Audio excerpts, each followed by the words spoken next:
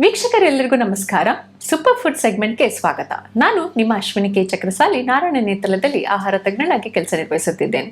ನಾನು ಹಿಂದಿನ ಸಂಚಿಕೆಯಲ್ಲಿ ಬೆಲಿ ಫ್ಯಾಟ್ ರಿಡಕ್ಷನ್ಗೋಸ್ಕರ ಕೆಲವೊಂದು ಸೂಪರ್ ಫುಡ್ಸ್ ಬಗ್ಗೆ ತಿಳಿಸ್ಕೊಟ್ಟಿದ್ದೆ. ಮೊಟ್ಟೆ, ಮೊಸರು, ಹಸಿರು ಎಲೆ ತರಕಾರಿ ಹಾಗೆ ಬಾದಾಮಿ. ಇವತ್ತಿನ ಸಂಚಿಕೆಯಲ್ಲಿ ಇನ್ನಷ್ಟು ಸೂಪರ್ ಫುಡ್ಸ್ ಬಗ್ಗೆ ತಿಳಿಸ್ಕೊಡ್ತೀನಿ. ಮೊದಲನೇದಾಗಿ ನಾನು ತಿಳಿಸ್ಕೊಡ್ತಾ ಇರೋ ಸೂಪರ್ ಫುಡ್ ಯಾವುದು ಅಂದರೆ ಅವಕ್ಯಾಡೋ. ಈ ಅವಕ್ಯಾಡೋ ಏನಂದರೆ ಬೆಣ್ಣೆಹಣ್ಣು ಅಂತ ಕರಿತೀವಿ. ಈ ಬೆಣ್ಣೆಹಣ್ಣು ನೋಡೋದಕ್ಕೆ ಅದನ್ನು ನಾವು ಟೇಸ್ಟ್ ಮಾಡಿದ್ರೆ ಸ್ವೀಟೇ ಇರಲ್ಲ. ಈ ಹಣ್ಣು ತಿನ್ನಬೇಕಾ ಅಂತ ಅನಿಸುತ್ತೆ. ಯಾಕಂದರೆ ನಮಗೆ ಯಾವಾಗಲೂ ಒಂದು ರೂಢಿದೆ, ಸ್ವೀಟ್ ಇದ್ದರೆ ಹಣ್ಣು ಚೆನ್ನಾಗಿರುತ್ತೆ ಅಂತ ನಾವು ಜಡ್ಜ್ ಮಾಡ್ತೀವಿ.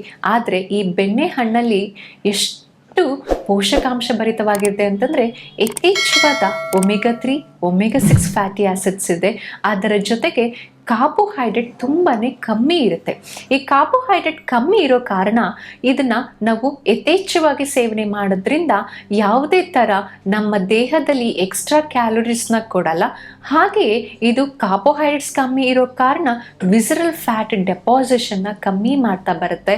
ಅಂದರೆ ನಿಮ್ಮ ಹೊಟ್ಟೆಯ ಬೊಜ್ಜನ್ನ ಕರಗಿಸೋಕ್ಕೆ ಇದು ಸಹಾಯ ಮಾಡ್ತಾ ಹೋಗುತ್ತೆ. ಹಾಗೆ ಇದು ನಾನು ಹೇಳಿದೆ, vitamin omega 3, omega 6 fatty acid ಇರೋ ಕಾರಣ, ಇದು ಅಲಾಂಗ್ ವಿತ್ ವೈಟಮಿನ್ ಇ ಕೂಡ ಇರೋ ಕಾರಣ ನಮಗೆ ಈ ತಿಂದಾಗ, ಇದ್ರ ಸೇವನೆ ಮಾಡಿದಾಗ ತುಂಬ ಹೊಟ್ಟೆ ಫುಲ್ಲಾದ ಅನುಭವ ಆಗುತ್ತೆ. ನೀವು ನೋಡ್ಬೋದು, ಅವಕ್ಯಾಡೋ ನೀವು ತಿಂತಾ ಇದ್ರೆ ಅರ್ಧ ತಿನ್ನೋಷ್ಟೊತ್ತಿಗೆ ಹೊಟ್ಟೆ ಫುಲ್ ಫೀಲ್ ಆಗುತ್ತೆ. ಯಾಕೆಂದರೆ ಇದ್ರ ಪ್ರಾಪರ್ಟಿನೇ ಹೊಟ್ಟೆ ತುಂಬುವ ಅನುಭವ ಇದು ಮಾಡ್ತಾ ಹೋಗುತ್ತೆ. ಎಕ್ಸ್ಟ್ರಾ ಕ್ಯಾಲರೀಸ್ನ ಕನ್ಸಂಪ್ಷನ್ ಮಾಡದೇ ಇರೋ ಥರ ತಡೆಗಟ್ಟುತ್ತೆ.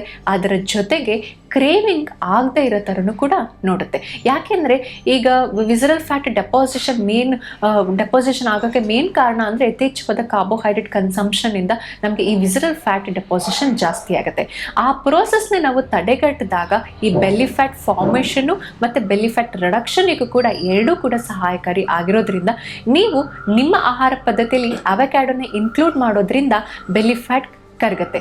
ಸೊ ಇದನ್ನು ನೀವು ಸ್ಮೂದಿ ಥರ ಮಾಡಿ ಸೇವನೆ ಮಾಡಬಹುದು, ಇಲ್ಲ ಅವಕ್ಯಾಡೋ ಡ್ರೆಸ್ಸಿಂಗ್ ಥರ ನೀವು ಮಾಡಿ ಸೇವನೆ ಮಾಡಬಹುದು, ಅಲ್ಲ ಅವಕ್ಯಾಡೋ ಡಿಪ್ ಥರ ಮಾಡ್ಬೋದು. ಅವಕ್ಯಾಡೋ ಚಿಪ್ಸ್ ಅಂತ ಹೇಳ್ತೀವಿ, ಏರ್ ಫ್ರೈಯಲ್ಲಿ ಚಿಪ್ಸ್ ಮಾಡಿ ಕೂಡ ಸಹ ತಿನ್ಬಹುದು. ಇಲ್ಲ ಈ ಸಿಂಪಲ್ ಆಗಿ ಅಂದರೆ ಅವಕ್ಯಾಡೋ ಕಟ್ ಮಾಡಿ ಸ್ವಲ್ಪ ಉಪ್ಪು ಪೆಪ್ಪರ್ ಎಲ್ಲ ಹಾಕಿ ಕೂಡ ಸೇವನೆ ನೀವು ಮಾಡಬಹುದು.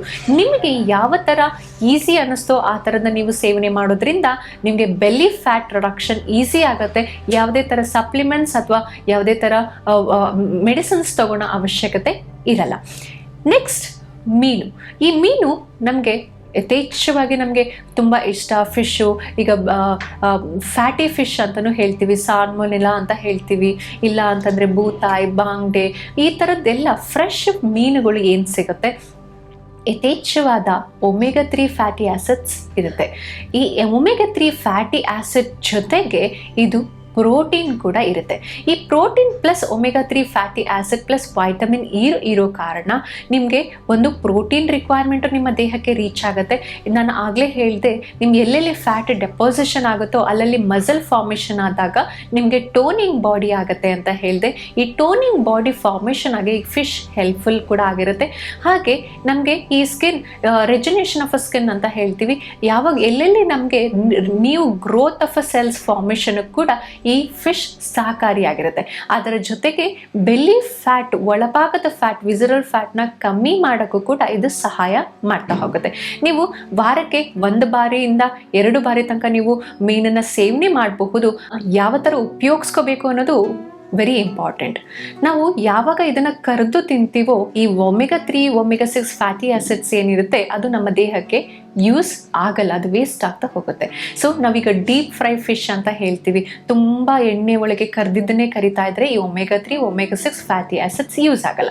ನೀವು ಯಾವ ಥರ ಸಾಂಬಾರು, ಗ್ರೇವಿ ಅಥವಾ ತವಾ ಫ್ರೈ ಥರ ಮಾಡಿ ತಗೋಬಹುದು, ಗ್ರಿಲ್ ಮಾಡಿ ತಗೋಬಹುದು. ಆದರೆ ಡೀಪ್ ಫ್ರೈಡ್ ಮಾಡಿರೋದು ಯಾವ ಕಾರಣಕ್ಕೂ ತಗೊಳೋದು ಬೇಡ. ಯಾಕಂದರೆ ಯಾವುದೇ ಒಂದು ಆಹಾರ ನಮ್ಮ ದೇಹಕ್ಕೆ ಕೊಡ್ತಾ ಇದ್ದೀವಿ ಅಂತಂದರೆ ಅದು ಉಪಯೋಗಕರವಾಗಿರಬೇಕು, ಅದು ಸುಮ್ಮನೆ ವೇಸ್ಟ್ ಕೂಡ ಆಗಬಾರ್ದು. ಸೊ ಅದಕ್ಕೋಸ್ಕರ ಮೀನನ್ನು ನಿಮಗೆ ವಾರಕ್ಕೆ 2 ಬಾರಿ ಅಥವಾ 3 ಬಾರಿ ಅಥವಾ ನೀವು ವಾರಕ್ಕೆ 4 ಬಾರಿ ಉಪಯೋಗಿಸ್ತಾ ಇದ್ರೂ ಒಳ್ಳೆಯದೇ. ಅದನ್ನು ನಿಮ್ಮ ಬೆಲ್ಲಿ ಫ್ಯಾಟ್ ರಿಡಕ್ಷನ್ ಕೂಡ ಇದು ಸಹಾಯ ಮಾಡ್ತಾ ಹೋಗುತ್ತೆ.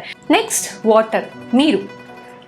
ಈ ನೀರು ಬೆಲ್ಲಿ ಫ್ಯಾಟ್ನ ಕರಗಿಸೋದಕ್ಕೆ ಹೇಗೆ ಸಹಾಯ ಮಾಡುತ್ತೆ ಅಂತಂದರೆ, ನಾವು ನೀರಿನ ಸೇವನೆ ಹೈಡ್ರೇಷನ್ ಮಾಡೋ ಕಾರಣ ಈ ಹೈಡ್ರೇಷನ್ ಏನು ಮಾಡುತ್ತೆ, ನಾವು ನೀರಿನ ಸೇವನೆ ಮಾಡ್ತಾ ಇರೋದ್ರಿಂದ ಸರ್ಕ್ಯುಲೇಷನ್ ಪ್ರಾಪರ್ ಆಗಿ ಮಾಡೋದಕ್ಕೆ ಇದು ಸಹಾಯ ಮಾಡ್ತಾ ಹೋಗುತ್ತೆ. ಸೊ ವೀಕ್ಷಕರೇ, ಇಲ್ಲಿ ತನಕ ಬೆಲ್ಲಿ ಫ್ಯಾಟ್ ರಿಡಕ್ಷನ್ಗೆ ಯಾವ ಥರ ಸೂಪರ್ ಫುಡ್ಸ್ ತಗೋಬೇಕು, ಇದರಿಂದ ಪ್ರಯೋಜನ ಏನು ಅಂತ ನಾನು ನಿಮಗೆ ತಿಳಿಸ್ಕೊಟ್ಟೆ. ಇದೇ ಥರ ಮುಂದಿನ ಸಂಚಿಕೆಯಲ್ಲಿ ಮತ್ತೊಂದು ಸೂಪರ್ ಫುಡ್ ಬಗ್ಗೆ ಮಾತಾಡ್ತೀನಿ. ಅಲ್ಲಿ ತನಕ ನೋಡ್ತಾ ಇರಿ ಐಶ್ ಟಿವಿ. ನಮಸ್ಕಾರ.